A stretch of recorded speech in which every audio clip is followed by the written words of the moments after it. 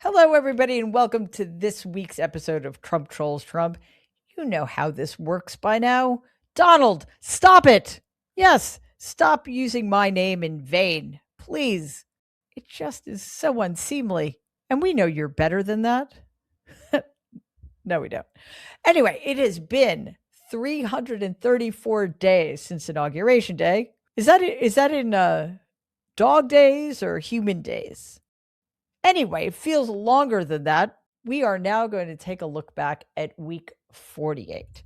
Last Sunday, Donald attended the Army-Navy football game. He was invited to take part in the ceremonial coin toss. I had the impression going into this that tossing a coin, heads or tails, was one of those universally understood human activities, kind of up there with applauding, waving, the things that we just have a shared understanding about how they work.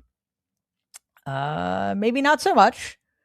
I want you to watch this video and tell me if you can spot exactly where things go off the rails. Maybe I should be more specific because things have been going off the rails since Donald was born. But so to be more specific, when things go off the rails during this coin toss, and whether you've ever seen anything like the coin being tossed in this way. Mr. President, would you do the honors? Are you all set? It is tails.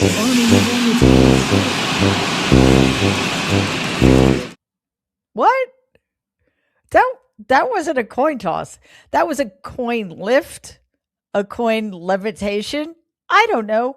I'm going to demonstrate a coin toss to you people who may not be from Earth. See, you do that, and then you do that. Tails.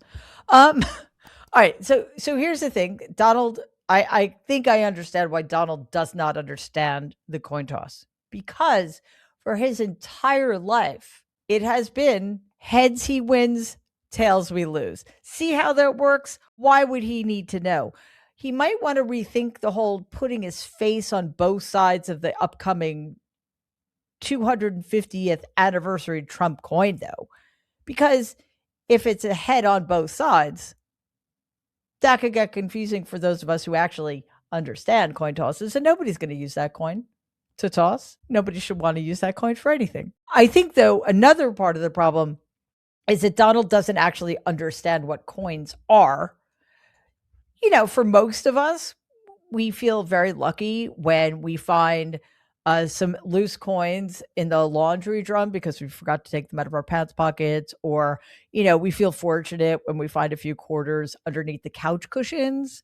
Donald doesn't have coins in his couch cushions. No, he has all those gold bars that fell out of his pocket after he stole them from Fort Knox. On to slightly more pressing matters. This week, Donald delivered it was huge, actually. It was literally like nothing we've ever seen. A primetime address to the nation about, typically these things are used to make major announcements like we're going to war. In fact, a lot of people thought that he was going to announce that we're at war with Venezuela, or, a shutdown because of a global pandemic. That's the kind of seriousness that these addresses are meant for. Informing the nation that Osama bin Laden had been killed, for example. This one, because Donald understands his priorities, was meant to highlight his so-called accomplishments since he came into office on January 20th. Depending on who you ask, though, there really aren't any. His list of accomplishments is either a bunch of lies or a bunch of propaganda and disinformation. In reality, though, this speech to the nation was much more like his usual list of grievances, just delivered to a captive audience that would much rather have been watching the season finale of Survivor. Before we get into any of that, though, let's talk about polling, because I think polling may have had some influence on the kind of speech Donald gave, or I should say the way in which Donald gave the speech. Right before that, CNN released a new poll, and let's take a look at where things stand for the little guy, shall we? Well, why don't we just talk about Trump's negative net approval rating? Every single day since March 12th, Trump has been in the red, negative. That is days in a row, 281. He has spent more time underwater than Jacques Cousteau, for goodness sake. Take a look here. Trump's negative approval rating. He's underwater across the board. Negative, negative, negative, negative, negative. Calm down. Although I like your energy, Mr. Ensign. I do. And listen, that is something to get exercised about. Every single category, underwater, and hat tip, I wish I'd come up with this. Donald spending more time underwater than Jacques Cousteau. Well done, Mr. Ensign. So you can imagine that did have some negative impact on Donald's frame of mind before he was set to address the nation on how awesome he is. If you missed this, congratulations. Good job.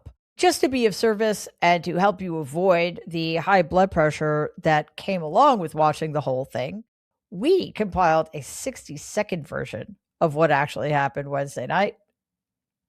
You're welcome. As you watch, ask yourself this question. Do you think that Donald's typically measured rhetoric helped to calm the electorate? Was he soothing? Was it unifying? Or perhaps something else? In the unlikely event, this is going to make your blood boil. We did alter Donald's voice just to be on the safe side. So take a look and we'll talk about it on the other side. 11 months ago, I inherited a mess, and I'm fixing it. We have never been invaded. This is the worst thing that, frankly, in my opinion, the worst thing that the Biden administration did to our country is the invasion at the border. Tariffs. My favorite word, tariffs. We're doing what nobody thought was even possible, not even remotely possible. There has never, frankly, been anything like it. We're the hottest country anywhere in the world. Now, in the steep increase in premiums being demanded by the Democrats, and they are demanding those increases, and it's their fault. It is not the Republicans' fault. It's the Democrats' fault. Slash prices on drugs and pharmaceuticals by as much as 400, 500, and even 600%. Tonight, I am also proud to announce that more than 1,450,000, think of this, 1,450,000 military service members will receive a special, we call, warrior dividend before Christmas. I feel soothed. It was almost like an emotional support moment where we watch an undersea panorama of fish swimming silently by. Oh my God, what's with the yelling? Now, we know that part of the yelling is about the fact that I think Donald was having a little bit of a temper tantrum there. Practically nothing he said was true, except he's right. I don't think we have ever seen anything like this. The President of the United States continues to unravel. I don't want to say that it's new because his brain has been melting out of his ears for a long time now, but it does seem that he is deteriorating at quite a clip. And the more he yells, and the more he is aggrieved, and the more he lies, and the more he brags about things that he hasn't done, the more obvious it is that all is not well. And on some level, he knows it. There's been no invasion, obviously, although I am quite relieved to know that America has achieved Mar-a-Lago hot status. Just as I continue to bemoan private education in this country because the mathing ain't mathing.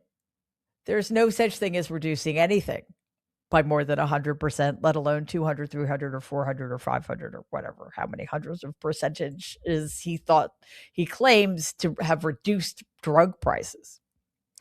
Also, he blew it. I think that one of the biggest reasons for this address was to announce his bribe of active duty service members by sending them a check for $1,776, allegedly from those spectacular tariffs. His favorite word, an old-fashioned word, but a word that is becoming more and more popular, like groceries, for example. That money to the troops has already been allocated by the Pentagon. So, whoops, well done, Donald. After the speech, the reviews started rolling in. They were not mixed because most of us who live in reality saw a man flailing, a failed, I hate using the word leader, but a failed leader, cornered, desperate, projecting, untethered, shouting into the void. He wants us to look at what he's done like he's some toddler. Mommy, look what I've done. Unfortunately for us, his mother didn't care what he did. So now we are in the unfortunate position of having to watch Donald tell us how great he is because nobody else will or ever has. Of course, the reaction over at Fox State TV was diametrically opposite of what the reaction of the rest of us had, those of us who live in the real world. They loved this stuff. Sean Hannity was over the moon and joined by a chorus of other hosts treating Donald's, I hesitate to call it speech, random ramblings as if it were some kind of masterclass. No one summed up the sycophantic fantasy quite like former Republican Speaker of the House Newt Gingrich. And he had a warning for Democrats. Be afraid. Be very afraid. Because in his mind, this is dire. So let's take a look at what Gingrich had to say and judge just how terrified we should be. To watch President Trump give a 19-minute disciplined speech that covered that many facts was worthy of Ronald Reagan. That was a good speech. It was an important speech. Someday people will say it was one of the most important speeches of his career. President Trump showed tonight that he's prepared to focus, to be disciplined, to communicate. And if I were a Democrat, tonight would leave me very unnerved. Well, yes, unnerved because the guy in the Oval Office is losing what little is left of his mind. So, yeah, that's unnerving. Also, worthy of Ronald Reagan pre or post Alzheimer's, Newt Gingrich. I think it's actually Gingrich who should be worried, and people like him who thought, or at least pretending to think, that that was a great moment in American rhetoric. Because if you actually believe that that was a good, quality, substantive speech, then you, Newt, are as delusional as the guy who gave it. All right, that brings us to the end of this week's episode of Trump Trolls Trump. We are so happy you joined us, and we're just going to keep coming back because there is always so much to mock and ridicule about the most corrupt and morally bankrupt regime in the history of the American Republic. Before we go, I do want to wish everybody a happy holiday and leave you with one final clip. Nothing says Christmas quite like watching Donald count backwards. So is everybody ready to light the beautiful Christmas tree? Are you ready? So the First Lady is going to do the honors, and we're going to do a countdown. We'll go from 5 to 0, okay? 5, 4, 3, 2, 1.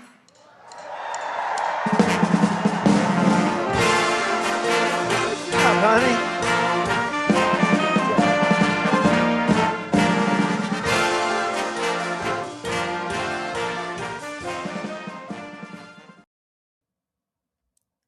That was moving. So what did we learn? Melania, if paid enough, can press a button.